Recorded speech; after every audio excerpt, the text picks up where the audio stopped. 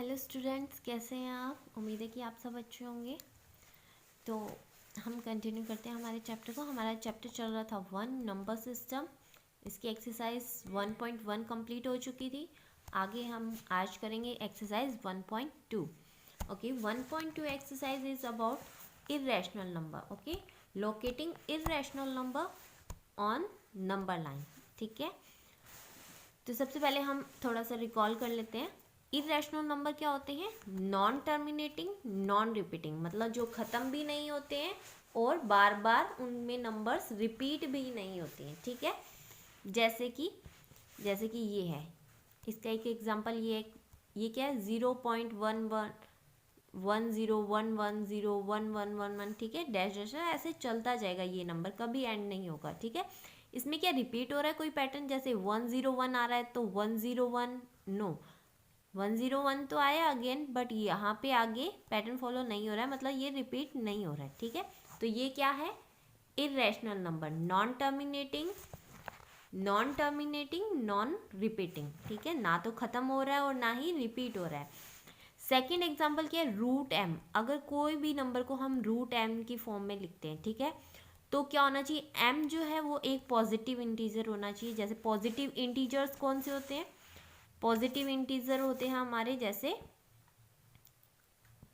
Positive number, जैसे +1 2 3 4 5, ये सब पॉजिटिव नंबर। ठीक है, ना कि नेगेटिव। -1 -2 नहीं होते। ठीक है, पॉजिटिव होते हैं 1 2 3 4 5, ये पॉजिटिव इंटीजर्स होते हैं।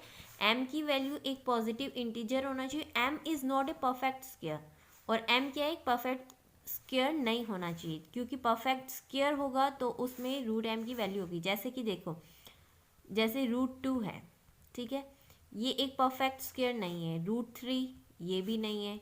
√4 जो है ये एक परफेक्ट स्क्वायर है। √4 की वैल्यू क्या होती है? 2, क्योंकि √4 को आप लिख सकते हो 2 क्रॉस 2, तो ये क्या हो गया?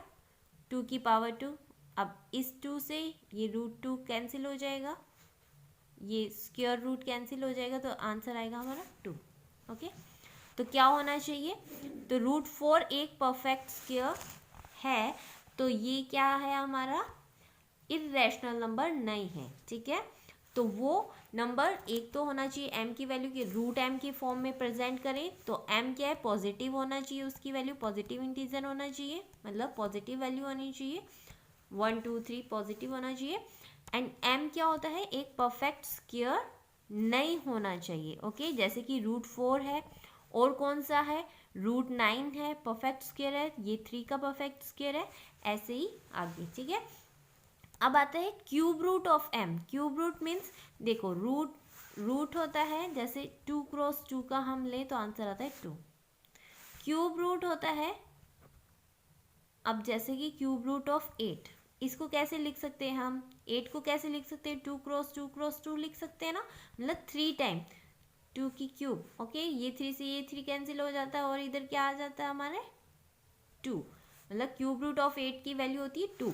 ठीक है, तो ये बोल रहे हैं कि एम पॉजिटिव इंटीजर होना चाहिए, मतलब पॉजिटिव नंबर होना चाहिए एम एक, और m is not a perfect cube. एक परफेक्ट क्यूब नहीं होना चाहिए। 8 क्या है? परफेक्ट क्यूब है, तो ये क्या है? इर्रेशनल नंबर नहीं है, क्योंकि इसकी वैल्यू क्या आती है? 2 आती है। ठीक है, पर क्यूब रूट ऑफ 7 लेती हूँ तो ये एक परफेक्ट क्यूब नहीं है, इसकी वैल्यू हमें नहीं पता। इसकी वैल्यू कुछ पॉइंट्स में आएगी, 3 या 4 आएगा समथिंग। ठीक है, डैश डैश चलता जाएगा। ठीक है, वो उसकी वैल्यू कभी ख़त्म नहीं होगी। ओके, 1 की समथिंग कुछ वैल्यू होगी। ठीक है, ओके, आगे देखते हैं। मतलब root m and cube root of m, ये भी क्या होते हैं? इरेशनल होते हैं, और हम इरेशनल नंबर्स को कभी भी p/q की फॉर्म में प्रेजेंट नहीं कर सकते। ओके, ये बात याद रखना। ठीक है, अब हम देखते हैं कि इन इरेशनल नंबर्स को हम नंबर लाइन पे कैसे प्रेजेंट करें। ओके, इरेशनल नंबर्स को नंबर लाइन पे प्रेजेंट करना है हमें, तो क्या करते हैं हम? नंबर लाइन मीन्स ये लाइन, ठीक है, यहाँ पे 0 है, इस पर आप 1 2 3 4 5 इनको प्रेजेंट कर सकते हो। आप बता सकते हो कि 1 सेंटीमीटर कहाँ है, 2 सेंटीमीटर कहाँ है, 3 सेंटीमीटर कहाँ है, आप बता सकते हो। ओके, बट आप इस पे बता सकते हो कि 2 कहाँ पे आएगा? नहीं। ओके, रूट 2 की वैल्यू होती है 1.4 कुछ समथिंग, एंड रूट 3 भी इरेशनल है, इसकी वैल्यू 1.732 समथिंग कुछ होती है। रूट 5 की 2.236 समथिंग कुछ वैल्यू होती है। ओके, ये वैल्यूज होती हैं रूट 2, रूट 3 एंड रूट 5 की। ओके, 1, 2, 3 तो हम डायरेक्टली प्रेजेंट कर सकते हैं, बट 1.4 कहाँ पर आएगा? ठीक है, इसको प्रेजेंट करने के लिए क्या करते हैं, एक मेथड है, वो मैं आपको बताती हूँ। जैसे कि आपने यहाँ लिया 1, ओके, 1 यूनिट लिया, ठीक है। अब हमें प्रेजेंट करना है रूट 2, इसके ऊपर हमें प्रेजेंट करना है रूट 2। तो क्या किया, इसके ऊपर हमने एक 1 यूनिट का परपेंडिकुलर डाल दिया, इसकी वैल्यू भी क्या है 1,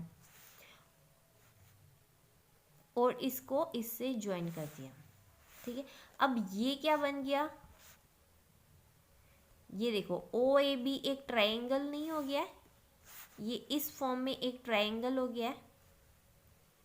ठीक है, OBA, और हमने ये परपेंडिकुलर डाला था इस पे 1 यूनिट का, 1 यूनिट लेंथ का परपेंडिकुलर डाला था, मतलब 90 डिग्री एंगल है, इसकी वैल्यू भी 1 ली हमने।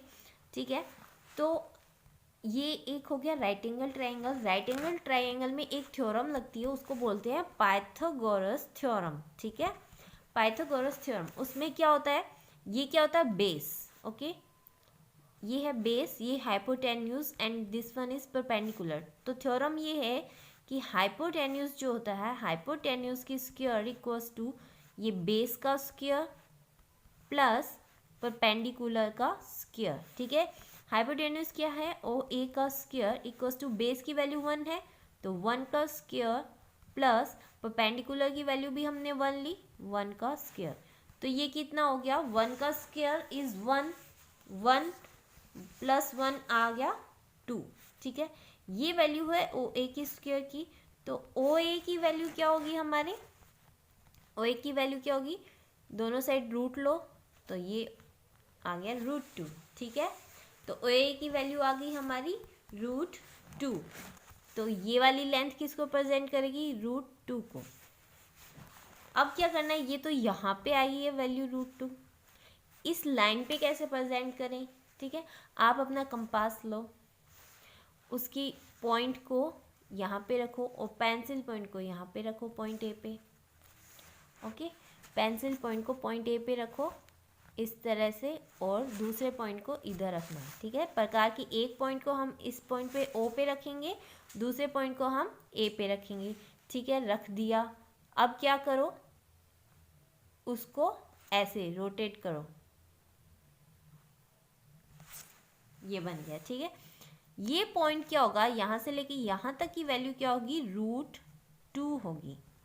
अब आप कहोगे ये कैसे मैम, देखो यहाँ पे OA क्या लिया मैंने, प्रकार के अंदर एक लेंथ ली। ठीक है, मैंने OA एक लेंथ ले ली और मैंने क्या किया, उसको अपने प्रकार को रोटेट कर दिया, ये किया। अब जितनी वैल्यू ये है सेम वैल्यू यहाँ होगी, क्योंकि ये रेडियस है, रेडियस तो पूरे सर्कल की सेम ही होती है, मतलब सेंटर पॉइंट से लेकर आउटर लाइन तक की वैल्यू पूरे सर्कल के अंदर सेम होगी। ऐसा नहीं है कि यहाँ पे ज़्यादा है यहाँ पे कम है। ठीक है, ऐसा नहीं होता है। ठीक है, तो मेरे पास था ये OA था, मैंने ये लिया इधर अपनी कंपास के अंदर वैल्यू ली। ठीक है, और यहाँ पे वैल्यू रख के और अपने कंपास को इस तरह से घुमा दिया। ठीक है, तो ये जहाँ पे इस पॉइंट पे आया, तो ये वैल्यू जो प्रकार अपने कंपास के अंदर आई है और ये वैल्यू सेम हो गई, क्योंकि ये दोनों ही क्या है, रेडियस है। ठीक है, तो ये भी क्या आ गया हमारा, रेडियस आ गया, क्योंकि ये हमारे एक सर्कल का कुछ पार्ट है जो कि ये भी उसकी रेडियस शो कर रहा है और ये भी। ओके, ठीक है, समझ में आ गया। ये तो हो गया रूट 2 की वैल्यू। अब देखो रूट 3 की वैल्यू प्रेजेंट करनी हो फिर क्या करेंगे, रूट 5 की करनी हो फिर क्या करेंगे। तो देखो जिस भी नंबर की हमें वैल्यू प्रेजेंट करनी है, जैसे रूट n को प्रेजेंट करना है नंबर लाइन पे, तो हम क्या करेंगे, रूट n-1 को लोकेट करेंगे। ठीक है, रूट n-1 को लोकेट करेंगे नंबर लाइन पे, और फिर उससे क्या प्रेजेंट करेंगे, रूट n प्रेजेंट करेंगे। देखो कैसे, जैसे कि मुझे √5 प्रेजेंट करना है, √5 को नंबर लाइन पे शो करना है, ठीक है। यही आपका क्वेश्चन नंबर क्या है, 3rd भी है, ठीक है। तो मैं क्या करूँगी, √5 को करना है, n की वैल्यू है 5, तो मैं क्या प्रेजेंट करूँगी सबसे पहले, n-1 मतलब √5 - 1 को, मतलब √4 को। √4 की वैल्यू क्या होती है, 2, ओके। अगर यहाँ पे होता 3 होता, ठीक है, मतलब √3 को प्रेजेंट करना होता मुझे नंबर लाइन पे, जैसे कि √3 को प्रेजेंट करना होता, तो n की वैल्यू है 3, तो मुझे पहले √2 को प्रेजेंट करना होता। √2 जैसे मेरा इस तरह से आ गया है, ठीक है, नंबर लाइन पे मेरा √2 आ गया है। अब मैं क्या करूँगी, इस √2 वाली जगह पे एक 1 यूनिट लेंथ लूँगी, ठीक है। ये हमेशा 1 यूनिट ही लेना है, ठीक है, परपेंडिकुलर 1 यूनिट ही लेना है, ठीक है। और इसको मैं इससे ज्वाइन कर दूँगी B, अब मैं इधर C ले लूँ, ठीक है, OC। तो क्या होगा, OC की वैल्यू क्या होगी, ये वाली अब मेरी लेंथ क्या है, √2 है, √2 का स्क्वायर, ये मेरी 1 ही है, प्लस 1 का स्क्वायर, कितना हो गया, OC का स्क्वायर है इधर, ठीक है। कितनी वैल्यू आ गई मेरी, ये √2 का स्क्वायर मीन्स 2 + 1 = 3, OC स्क्वायर = 3 है, तो OC = √3 हो गया, ठीक है। तो मतलब कि मैं अपने कंपास के अंदर ये लेंथ लूँगी, तो ये लेंथ कितनी है, √3 है, और इससे एक सर्कल ड्रॉ करूँगी जो कि इसको कट करे, एक आर्क कट करूँगी इस लाइन के ऊपर, तो वो आर्क क्या होगी, सेम लेंथ की होगी, क्योंकि हमने कंपास में कोई चेंज नहीं किया, ये लेंथ ले ली और ये पॉइंट फिक्स किया है, ठीक है। ये पॉइंट फिक्स करके ये लेंथ लूँगी, तो कहीं पे भी आर्क कट करूँगी तो लेंथ कितनी होगी, इसके इक्वल होगी, ठीक है। ऐसे किया और इसको मैं घुमा दूँगी, तो ये मेरा जो पॉइंट आएगा वो कितना आएगा, √3 लेंथ का पॉइंट आएगा। O से इस पॉइंट की दूरी क्या होगी, √3 होगी, ओके। अब मुझे प्रेजेंट करना है √5 को प्रेजेंट करना है, ये मेरी नंबर लाइन है। मैं सबसे पहले √4 को प्रेजेंट करूँगी, √4 की वैल्यू 2 होती है, ओके फाइन। ये मेरा O पॉइंट आ गया, ठीक है, 1 और 2 मैंने यहाँ पे ले लिया 2, ठीक है, क्योंकि √4 की वैल्यू 2 होती है।